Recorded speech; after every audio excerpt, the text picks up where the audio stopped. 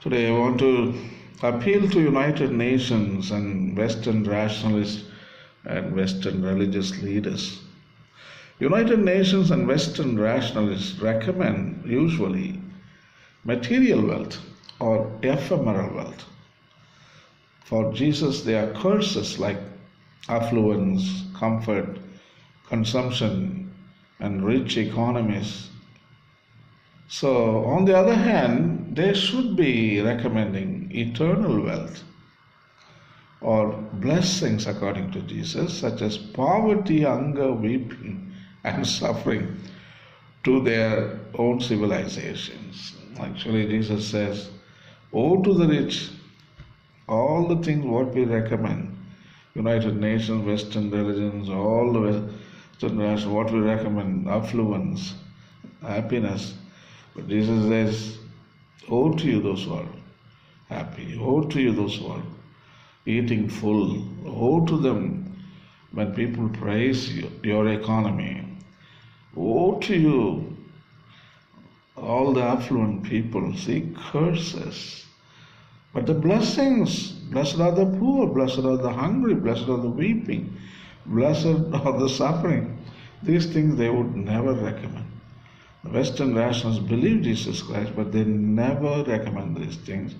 Usually, they recommend only curses like affluence and comfort and what Jesus calls them curses. That is what they've been recommending to the 7 billion people on this planet. And they create a global monoculture. These people, they want to see their own lifestyle as the standard practice. So they think that is the ultimate price and culture, and everybody should follow it. All the 7 million people should follow it. So that is the thing, what is going on. And this insistence on global monoculture, a mistaken priority of the material wealth, it has led our civilization to collapse. Choosing to live by eternal wealth, that is, the indigenous cultures, they practice sustainable development as enable them to flourish.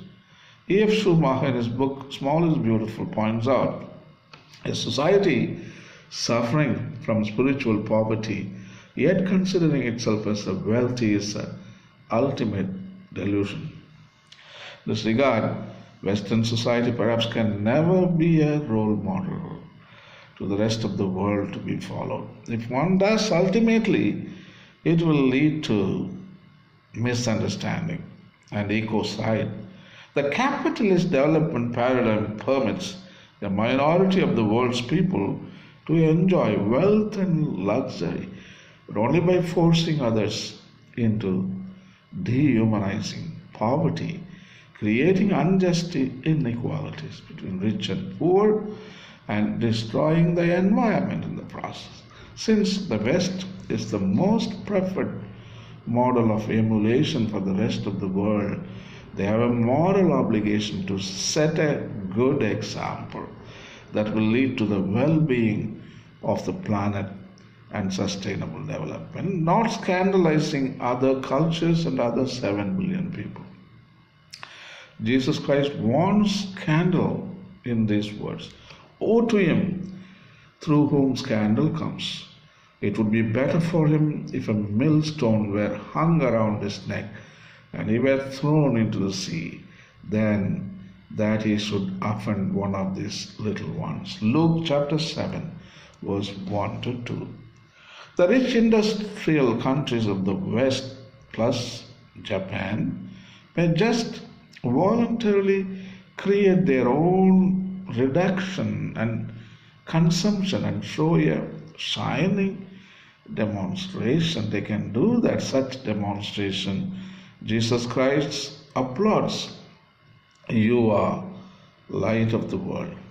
The initiative will enable them to decarbonize their own societies so successfully that they create a shining example for the rest of the world, which will ultimately feel compelled to copy the example in order to attain the same level of prosperity and energy dependence to rest of the world. If they demonstrate in a credible way, then it will become something like an infectious disease. I'm sure the developing nations such as India, China, Brazil, and rest of the world will happily copy that. But it would all depend on the success of the shining demonstration. Rest of the world would value the moral, religious, cultural, and political choices if made by the West. Let us not forget that this relationship is built on trust. Unfortunately, the affluent societies of today make such exorbitant demands on the world's resources, create ecological dangers of such intensity, and produce such a high level of neurosis amongst their populations that they cannot possibly serve as a model to be imitated by those 2/3 of 3/4 of humankind who are conventionally considered underdeveloped or developing. If all the rest of the world's people attained a Western standard of living or pursuing a global monoculture, we would need 3 to 4 planets. I don't have any hatred toward global monoculture if it is based on moral and ethical values such as equity, equality, solidarity, forgiveness, conservation, freedom, and universal brotherhood. Global monoculture of sustainable living that seems to be the good news should be promoted and evangelized, not the capitalistic ideals of production and consumption. Global monoculture models recommended by United Nations and Western religions and rationalists are based on a unilinear view of cultural development, which assumes that developing countries should eventually catch up with the developed countries in terms of material affluence. This view contends that people should give up their traditional cultures and modernize, taking developed countries such as United States and Japan as the model. It further assumes in a spirit reminiscent of old imperialist concepts that since developed countries are rich and technologically superior, that have a moral obligation to help countries which are poor and technologically backward. The globalization of the economy represents a form of cultural imperialism on a global scale, whereas the older forms of imperialism attempted to impose Western values on non-Westerners. The newer form attempts to impose first world values on non-first worlders. Ecological economists contend that since current rates of economic growth are clearly unsustainable over the long term, it is impossible for everyone in the world to enjoy ever rising levels of material affluence. That is not possible. We cannot, moreover, rely on technological advances to save us. In the 1972 book, The Limits to the Growth, researchers from the Massachusetts Institute of Technology, Boston, demonstrated through computer simulations that even if we could double the present energy supply, recycle 75% of other resources, reduce pollution to one-fourth its present level, double agricultural production, and make effective means of birth control universally available, economic collapse within the next century could not be avoided. An update of the limits to growth published in 1992 largely confirmed the results of the earlier study, but argued that present levels of economic growth have already pushed us beyond the limits of ecological sustainability. The creation of a global market based on free trade ultimately serves the interest of first and third world elites more than it does the interest of non-elites. Multinational corporations frequently close down factories in developed countries and reopen them in developing countries to take advantage of low taxes, lax environmental regulations, and cheap labor. Corporate profits skyrocket at the same time that thousands of first world workers lose their jobs and tax revenues for social services are cut. While business elites in the third world also profit from such ventures, third world workers are often forced to endure working conditions similar to those described in the novels of Charles Dickens.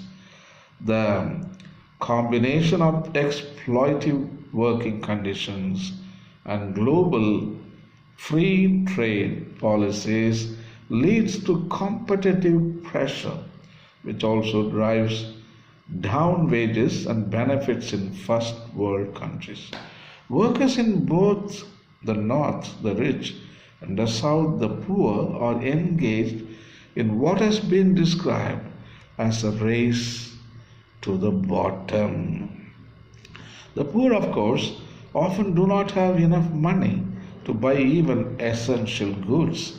At present, the richest fifth of the world's population receives approximately 82.7% of the world's wealth, while the poorest fifth receives only 1.4%.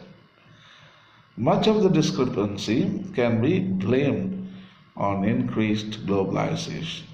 The economies of many developing countries now depend on exporting natural resources, agricultural products, and manufactured goods to developed countries. In other words, the poor are not extracting resources, growing food, or making products for themselves, but rather for the benefit of people in developed countries. In export-driven economies, imbalances are created in which the siphoning of the labor and goods from developing countries to developed countries leaves the poor with insufficient resources to meet their own basic needs. It is not difficult to see why developed countries, which make up only about one-fourth of the Earth's population, consume about three-fourths of the Earth's resources at a rate per capita that is 15 times that of most people living in the developing countries.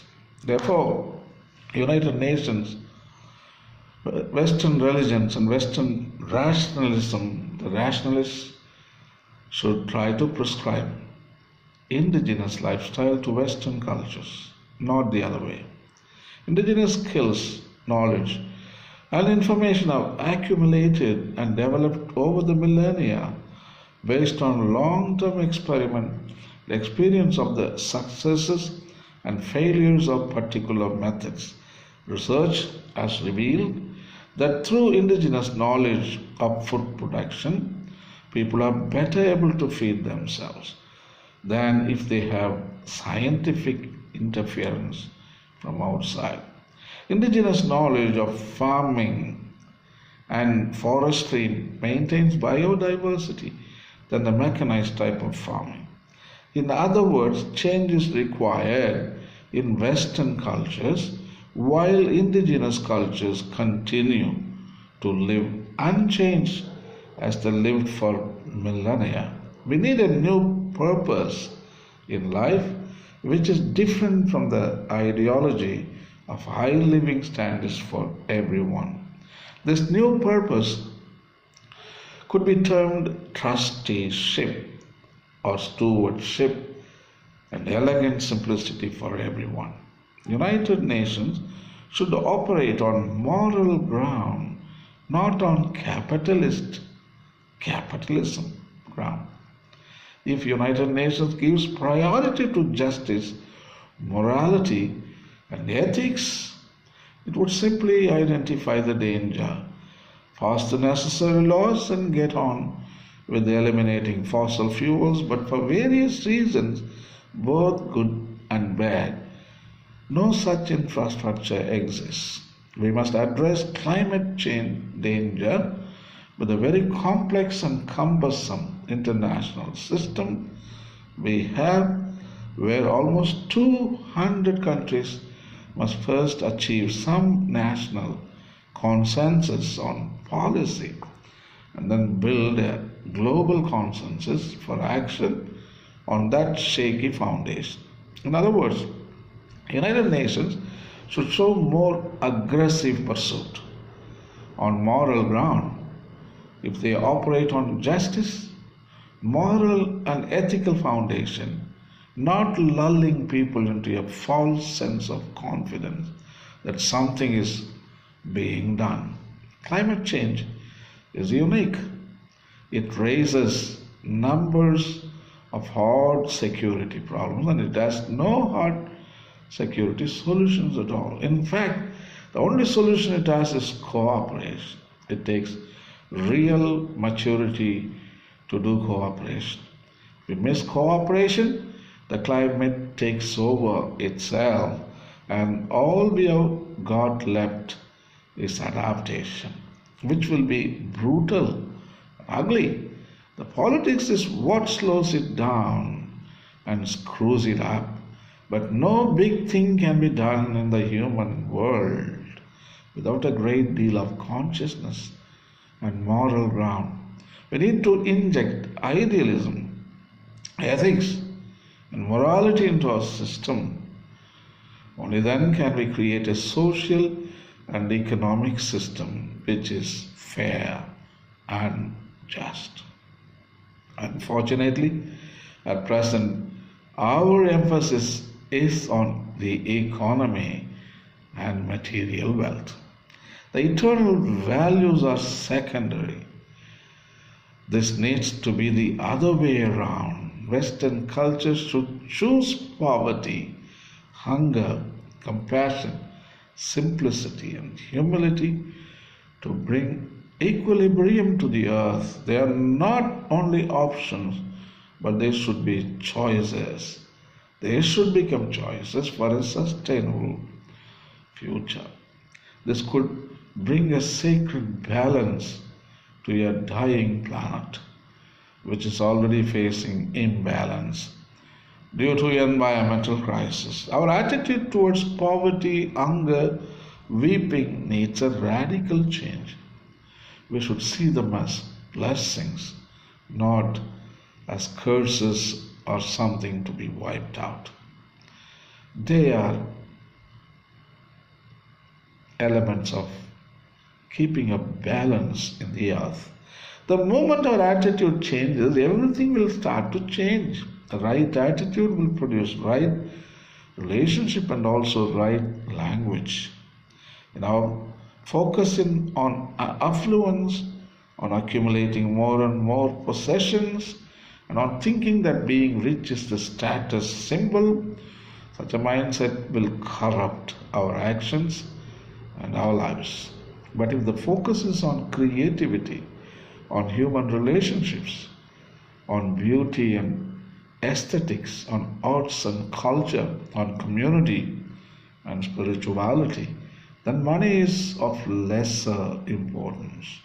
It has to begin with a change of heart and a change of attitudes. Another thing bugging me is the imposing market economy on the consumers. This is the consumption intensive civilization built mainly on the availability of plentiful and cheap products. In a global market economy, decisions are increasingly made by centralized economic and political institutions which show little concern for the consequences of their actions on local communities. Transnational corporations, by definition, do not belong to any country. Ultimately, there is no effective democratic means of controlling their activities. International development and trade institutions such as the World Bank, the International Monetary Fund, and World Trade Organization reflect the interest of global markets more than they do the interest of local communities.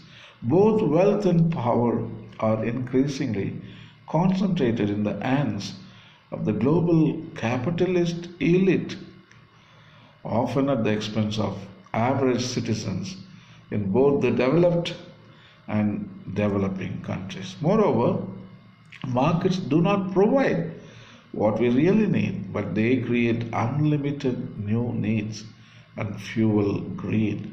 Though United Nations and Western rationalists wishfully discourage consumers not to buy, in the context of the global market economy, goods are produced not for those who need them, but rather for those who have the money to buy them.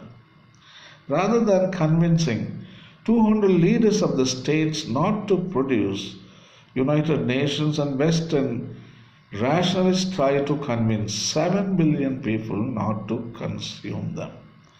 That's a pity. If you can't convince 200 people, how are you going to convince 7 billion? United Nations and Western rationalists perhaps can persuade state leaders not to manufacture certain products such as plastic, dangerous drugs, dangerous electronics, chemicals, DDT, and other harmful substances that continue to cause damage to the planet. Negotiating such a deal at a global level, with everybody included, will be the easiest political enterprise ever taken. Just convince only 200 people. So, instead of convincing those 200 leaders of the states, we are running after 7 billion people. Change your heart and change your lifestyle, change your habit. All we need to change only 200 leaders to change their lifestyle and their habit. With them, the other 7 billion people, their life is easy. They are going to change anyway. And thank you, and you all have a nice evening. Good night.